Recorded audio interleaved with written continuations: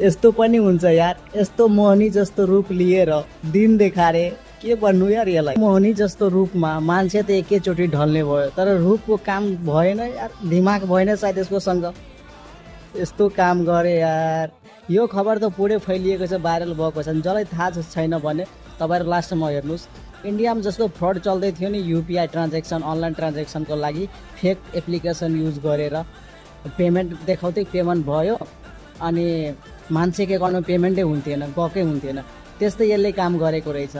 पसलमा जान्थ्यो, सामान लिन्थ्यो, अनि उहाँलाई भन्थ्यो कि म तपाईँलाई सपोज 5,000को सामान लियो भने त्यसलाई भन्थ्यो म 10,000 दिँदैछु, तपाईँ मलाई क्यास दिनु, मलाई क्यासको जरुरत छ। फेक अनलाइन ट्रान्जेक्सन गरेर त्यसलाई दोकानदारलाई, पसलेलाई देखाउँथ्यो कि रिसिप्ट कि हेर्नुहोस् भयो, यो ट्रान्जेक्सन भइसक्यो। अनि त्यहाँदेखि सामान पनि लिएर भागिदिने र पैसा पनि लिएर भागिदिने। यस्तो काण्ड गरेका छन् यार। एकचोटि तपाईँहरू हेर्नुहोस् न, यसको बारेमा के विचार हो तपाईँहरू प्लिज भन्नु होला। म त हेरेर छक्कै परेको छु यार, हाँस्दा हाँस्नु के गर्नु थाहै लाग्दैन यार, साँच्चीकै भनेको।